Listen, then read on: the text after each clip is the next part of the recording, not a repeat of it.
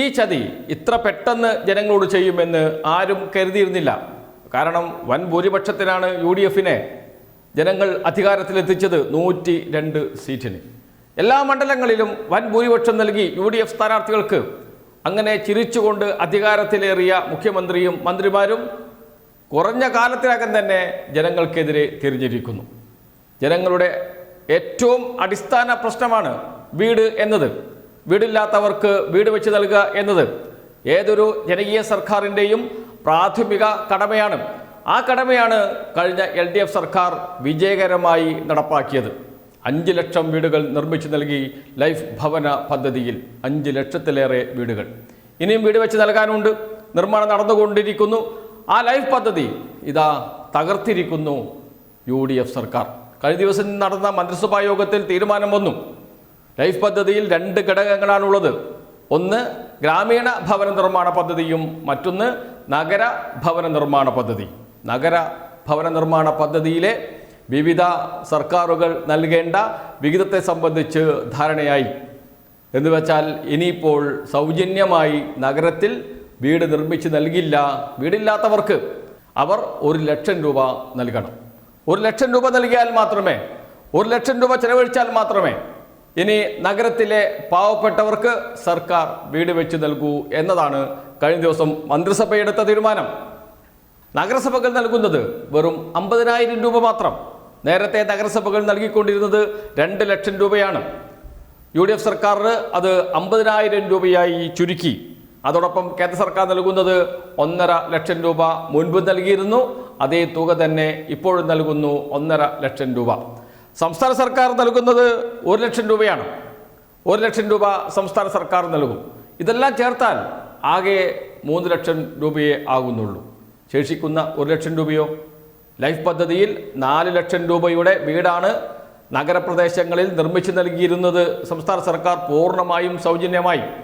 അവിടെ ഇതാ 3 ലക്ഷം രൂപ മാത്രമാണ് കേന്ദ്ര സർക്കാർ, സംസ്ഥാന സർക്കാർ, തദ്ദേശ സ്വയംഭരണ സ്ഥാപനങ്ങൾ എല്ലാം ചേർന്ന് നൽകുന്നത്.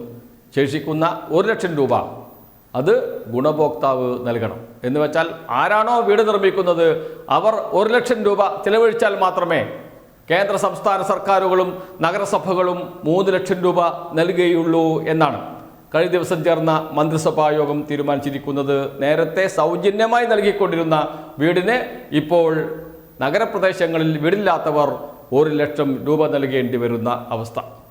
ഇത്ര വേഗം ഈ ചതി ഈ ജനങ്ങളോട് ചെയ്യുമെന്ന് ആരും പ്രതീക്ഷിച്ചില്ല.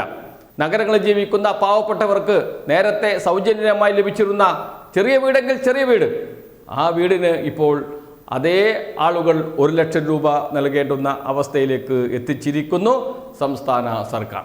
അതുമാത്രമല്ല, നേരത്തെ വീട് നിർമ്മിച്ച് നൽകിയാൽ ആ വീട് അവരുടെ സ്വന്തമാണ്. അവർക്ക് ആ വീട്ടിൽ അഭിമാനത്തോടെ തലയുയർത്തി ജീവിക്കാം. ആരും ചോദിക്കാൻ പോലും വരില്ല. എന്നാൽ ഇനി മുതൽ അങ്ങനെയല്ല. PM ആവാസ് യോജനയുടെ, പ്രധാനമന്ത്രി ആവാസ് യോജനയുടെ എംബ്ലം പതിക്കണം. ഫോട്ടോ പതിക്കുമോ എന്നത് അറിയാനിരിക്കുന്നതേയുള്ളൂ. പല സ്ഥലങ്ങളിലും നരേന്ദ്രമോദിയുടെ ഫോട്ടോ കൂടി വെക്കുന്നുണ്ട്. പക്ഷേ കേരളത്തിൽ മന്ത്രിമാർ പറയുന്നത് ഫോട്ടോ വയ്ക്കില്ല, അതിൻ്റെ മുദ്ര മാത്രമേ വെക്കുകയുള്ളൂ, എംബ്ലം മാത്രമേ വെക്കുകയുള്ളൂ എന്നാണ്. എന്ന് വെച്ചാൽ PM ആവാസ് യോജനയുടെ വലിയ ചിത്രം വീടിൻ്റെ ചുമരിൽ പതിപ്പിച്ചിരിക്കും. എത്ര കാലമാണോ വീടുണ്ടാകുക, എത്ര കാലമാണോ ആ വീട്ടിൽ താമസിക്കുക, അത്രയും കാലം നിങ്ങൾക്ക് സൗജന്യമായി ലഭിച്ച വീടാണ് ഇത് എന്ന് വിളിച്ചു പറയുന്ന ഈ എംബ്ലം അവിടെ ഉറപ്പിച്ചിരിക്കും. എന്തൊരു കഷ്ടമാണിത്! എന്തൊരു ക്രൂരതയാണ് വോട്ട് ചെയ്ത ജനങ്ങളോട് ഈ സർക്കാർ ചെയ്യുന്നത്!